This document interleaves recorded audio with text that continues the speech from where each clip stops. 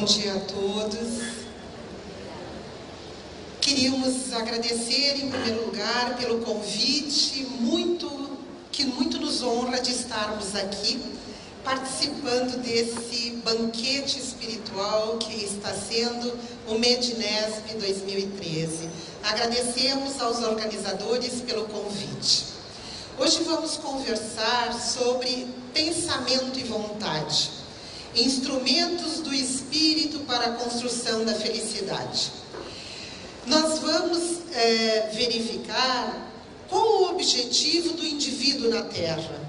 Por que estamos aqui?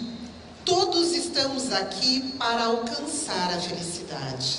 Ninguém de sã consciência diria que não quer ser feliz. Todos nós queremos ser felizes. Mas então o que é que faz com que cada um de nós tenhamos uma rota diferente para a busca da felicidade? Porque se nós buscarmos o pensamento do que é felicidade, aqui nesta sala, cada um de nós terá uma resposta. Muitos condicionam a felicidade à aquisição dos bens materiais. Muitos entendem que ter carros, casas, trará a felicidade. Outros que, não tendo problemas de relacionamento, serão felizes. Muitos pensam que morar em Alagoas nos trará felicidade. E nós vamos ver que a felicidade não é esses momentos felizes que podemos ter durante a aquisição desta ou daquela coisa. Outros até acham que a felicidade está relacionada a um acontecimento externo. Poderemos ser felizes se herdarmos uma bela fortuna, se tivermos corpos perfeitos, se tivermos um acontecimento externo. Mas não é isso. Então, o que é felicidade? É um estado de perfeita satisfação íntima, de ventura, de beatitude, segundo o nosso dicionário. Mas felicidade é a plenitude do espírito. E ela é construída por nós mesmos. Nós é que construímos a nossa felicidade. Então, a gente vai ver que felicidade ou infelicidade não resultam das circunstâncias externas, mas dependem das nossas escolhas diante dos acontecimentos da vida. E essas escolhas são conscientes ou inconscientes. São, às vezes, as melhores escolhas no nosso momento, e que depois passa aquele momento e a gente vê que aquilo não nos trouxe felicidade, aquilo nos trouxe uma alegria passageira. Então, felicidade é uma construção diária, mas principalmente fundamentada na nossa construção interior, na nossa reforma interior em busca daquilo que vai nos dar a real felicidade. Só que Jesus já nos disse, a felicidade não é deste mundo. Então muitas pessoas entendem que só depois que nós desencarnarmos é que seremos felizes. Então quanto mais sofrermos aqui, mais felizes seremos do outro lado. Um grande erro. Quem é infeliz aqui continuará sendo infeliz do outro lado. Nós temos que ver o que os benfeitores nos disseram a respeito para podermos entender as palavras do Mestre. A felicidade na Terra. Kardec pergunta, o homem pode gozar sobre a Terra de uma felicidade completa? E os benfeitores respondem, não, visto que a felicidade, que a vida lhe foi dada como prova e expiação, mas depende dele amenizar seus males e ser tão feliz quanto se pode ser sobre a terra. Então, as palavras do Mestre querem nos dizer que a felicidade plena não é deste mundo material, deste mundo que a gente corre tanto atrás das coisas, deste mundo que a gente busca o entendimento da vida material. Mas que quando nós compreendemos que nós somos espíritos imortais e que estamos na matéria, nós vamos ver que depende de nós, sim, sermos felizes desde já. Porque a proposta é sermos felizes agora. Este é o melhor momento. Como diz a Ercília Zilli, de São Paulo, nós, como não retroagimos na evolução do espírito, temos hoje o melhor momento da nossa vida espiritual. Nós hoje somos o melhor do que já fomos. Então, o momento de sermos felizes é agora, com todas as nossas dificuldades. Por isso, nós temos que olhar para a vida com um olhar diferenciado. Um olhar daquele que nos faz sermos felizes com as nossas reais possibilidades. Porque a nossa viagem é infinita, mas somos herdeiros dos nossos atos. Então não podemos buscar a felicidade efêmera, ou a felicidade das coisas materiais, ou a felicidade do corpo físico, porque essa poderá nos trazer alegria. Como muita gente diz, dinheiro não traz felicidade, mas eu prefiro ser infeliz em Paris. É um pensamento. Só que tem muita gente que vai a Paris e volta muito infeliz. Porque a felicidade é essa construção individual. E Jung nos diz que nós nascemos originais e morremos cópias. Por quê? Porque nós queremos alcançar a felicidade pelo que o outro tem, pelo que o outro é, pelas condições que o outro nos dá. Então nós somos únicos. Deus, na sua infinita bondade e harmonia, nos criou como seres absolutamente únicos. Nós somos filhos do dono do universo. Acham pouco isso? Mas nós insistimos em sermos como os outros, e aí nos perdemos, e daí caímos na normose. O termo criado por Jean-Yves Leloup, francês, que nos traz que nós deixamos de pensar, vamos sendo conduzidos pelo que os outros pensam. Então nós temos que parar e pensar: será que a felicidade do outro vai ser a minha felicidade? Será que nós precisamos realmente ter o que o outro tem para ser completos? Ou o corpo da Gisele Bündchen? Ou a fortuna de alguém muito rico? Não. Nós temos que pensar: o que para mim é ser feliz? E para isso nós temos os grandes dois instrumentos, o pensamento e a vontade. Mas o que é o pensamento? O pensamento é o atributo característico do ser espiritual. É o que nos distingue da matéria. Então nós temos que usá-lo. O pensamento é força sutil e inexaurível do espírito. Nós não esgotamos nunca no nosso pensamento. O pensamento é toda e qualquer criação racional do espírito. Então, nós somos seres racionais. Nós temos que pensar. Nós temos que usar o pensamento na construção da nossa felicidade. E o pensamento é essa energia que expressa nossos sentimentos e desejos. Então nós temos que entender que este instrumento pode ser usado para a nossa felicidade. E os pensamentos são originados dos instintos, das emoções e dos sentimentos. Conforme o grau onde já nos encontramos, temos instintos ou emoções, ou já temos sentimentos. E são eles que vão gerar os nossos pensamentos. Então, quando nós nos utilizamos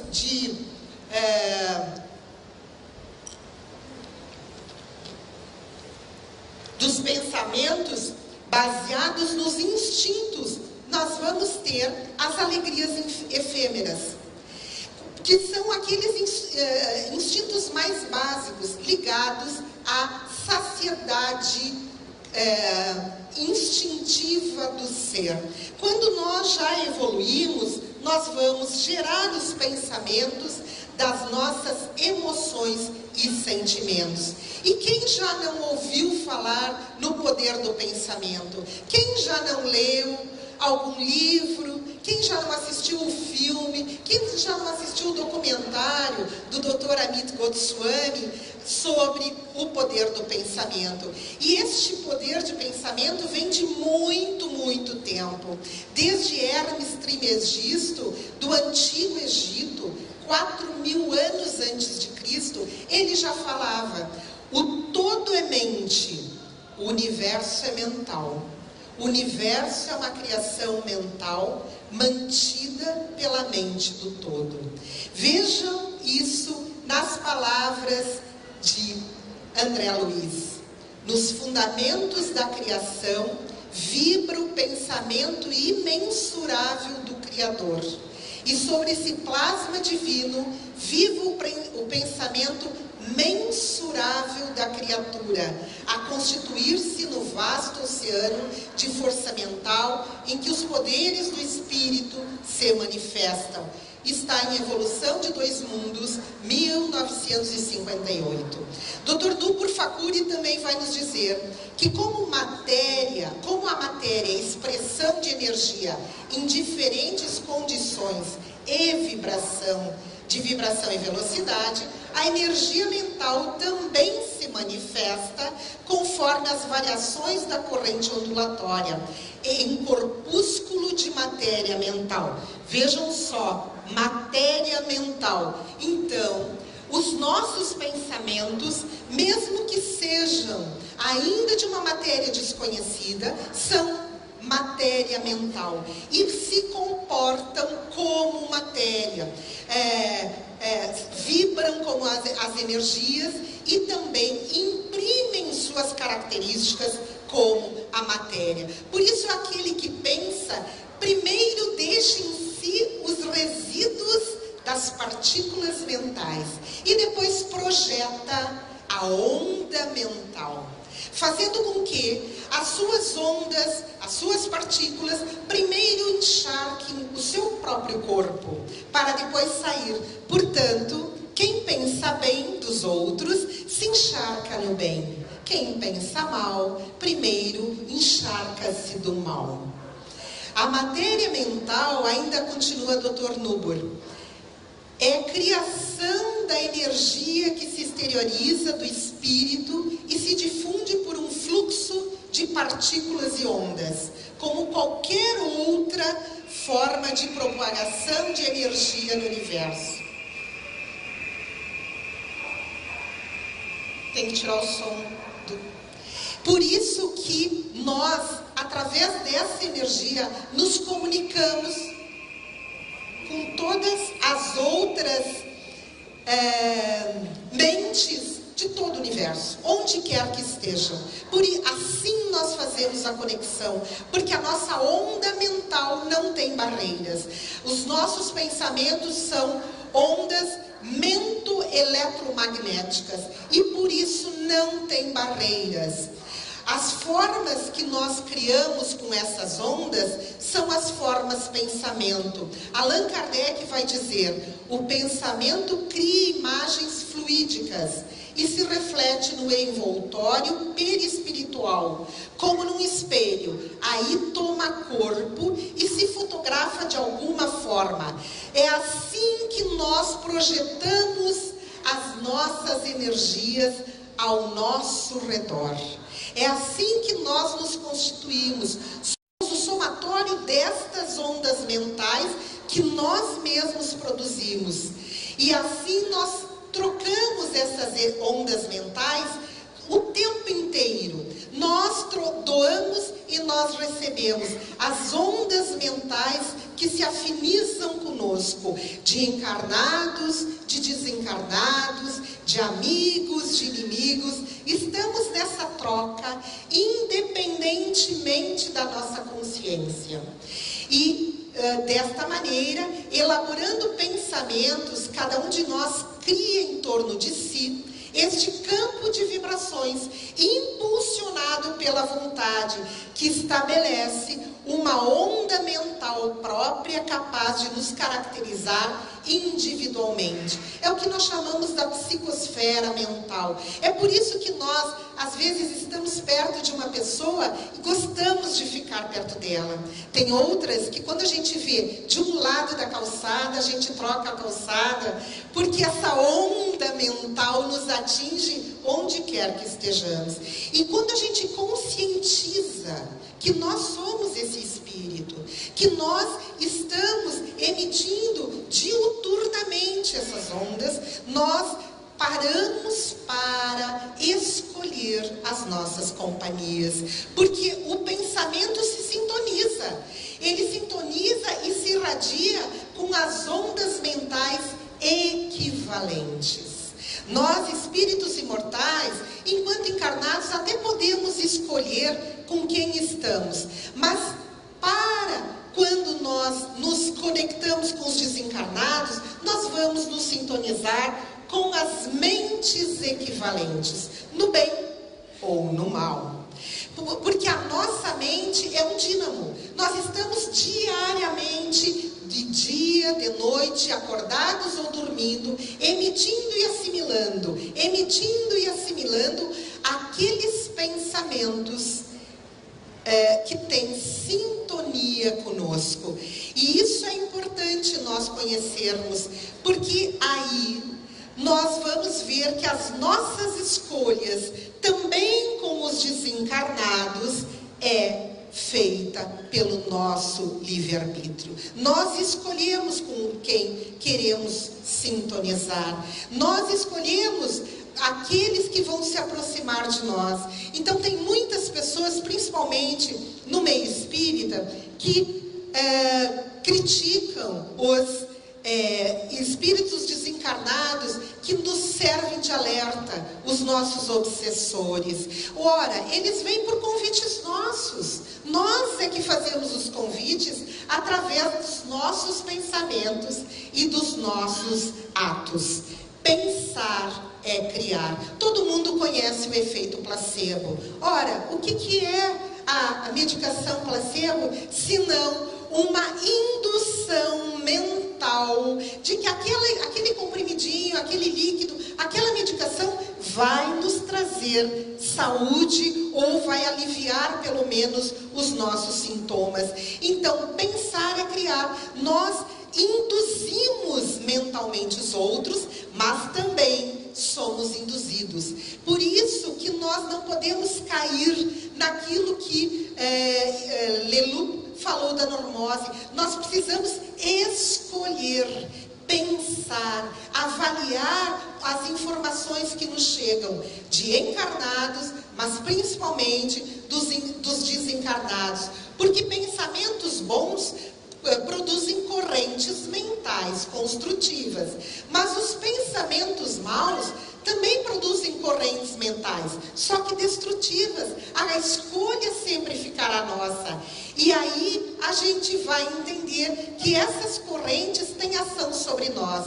Os bióforos, diz André Luiz, são unidades de força psicossômica que atuam no citoplasma e através das quais são projetadas sobre as células os estados da mente, determinando até mesmo saúde e doença. Aquelas correntes mentais construtivas ou destrutivas são criadas por nós. Nós podemos dar o comando quero viver e as células, os bióforos, vão nos trazer produção de vida. Ou nós damos o comando, que me interessa viver, não quero viver. E daí surge Um ano, 2 anos depois, os cânceres tão disseminados, pelo menos na nossa região de Bento Gonçalves, que tem um índice de 7 vezes maior do que o índice nacional de incidência de câncer. Hoje nós sabemos, e a medicina convencional está dando muita atenção para as emoções, para os pensamentos, buscando a informação. A doutora Candice Perti, bioquímica, ela também vai nos trazer essas informações. Os neuropeptídeos, da qual ela é a descobridora da endorfina em 1975, são os reguladores das nossas emoções, que nós sentimos, emanamos, e essas emanações liberam sobre o nosso organismo, então, os mediadores químicos. E esses mediadores químicos vão produzir ou defesa ou incapacidade diante da agressão. O que é o câncer? É uma produção irregular, ilimitada das células. Então, assim, tudo que nós produzirmos mentalmente, nós estaremos encharcando primeiro as nossas células e depois o nosso ambiente. Por isso é importante lembrar, o pensamento e a vontade são para o espírito, aquilo que a mão é para o homem. Nós lembremos disso, porque a vontade é fundamental. Nós sentimos, pensamos, mas pensar não adianta. Só pensar não adianta. Por quê? Eu também penso que eu tenho que começar a fazer uma dieta, mas pensar não adianta. Se eu não praticar esportes, se eu não buscar reduzir a alimentação, eu não vou perder o peso que eu preciso perder. Então nós precisamos colocar o pensamento em ação. A vontade é a faculdade de livremente praticar ou deixar de praticar certos atos. Também é dita como firmeza moral, desejo e intenção, ato de querer. Isso no dicionário. Mas a vontade, diz Allan Kardec na Revista Espírita, é o pensamento chegado a um certo grau de energia, é o pensamento tornado força motriz. Eu só vou conseguir colocar em prática se eu realmente alicerçar a vontade em mim de começar a dieta e tentar emagrecer. William James nos diz, e é um dos temas que está ali embaixo, e essa frase está lá também: a maior descoberta de minha geração é o que o ser humano pode alterar na sua vida, mudando a sua atitude mental. Então é importante a gente lembrar da questão 909 de O Livro dos Espíritos. Poderia o homem, pelos seus esforços, sempre vencer as suas más inclinações? Porque nós dizemos assim: ah, mas eu nasci assim, eu sempre fui assim. Olha o que os benfeitores respondem: sim. E frequentemente fazendo esforços, vocês vão dizer, muito grandes para mudar, né? E os benfeitores dizem, muito insignificantes. O que lhe falta é vontade. Ah, quão poucos dentre vós fazem esforços. É aí. Nós ainda, como crianças espirituais, queremos que alguém faça por nós, que alguém construa a nossa felicidade por nós, que alguém busque a felicidade e me entregue pronta. Não é assim. O próprio Jesus disse, tomai de vossa cruz e siga-me. Quem quiser chegar à casa do Pai. Ele não disse, me dê a sua cruz que eu carrego, largue a sua cruz, não. Ele disse, tome da sua cruz e siga-me. Por isso a importância dos nossos pensamentos. O homem bom tira boas coisas do bom tesouro do seu coração. E o homem mau tira do mau tesouro tira coisas más. Por isso, pense positivo todos os dias e seja feliz todos os dias. Vós sois a luz do mundo, resplandeça a vossa luz. Nós temos que lembrar de que nós somos luz. Ela às vezes está muito apagadinha, às vezes a gente nem pensa sobre isso e não reflete esta luz. Nós somos a chama que Deus nos faz lembrar todo dia. Nós temos que construir, nós temos que alimentar essa chama para que um dia possamos brilhar, fazer brilhar essa luz. E essa luz é a que gira em torno de nós. Essa luz é a felicidade, porque o dia que formos extremamente felizes é porque já somos puros. Então, qual é o único determinismo de Deus para nós? Não é a pureza de espírito? Aí encontraremos a felicidade. Então, quanto mais cedo construirmos, quanto mais esforços fizermos hoje, que estamos na nossa melhor forma espiritual, para buscarmos a felicidade, aí encontraremos. Muito obrigada a todos e espero que com essas praias todos possam ser felizes. Muito obrigada.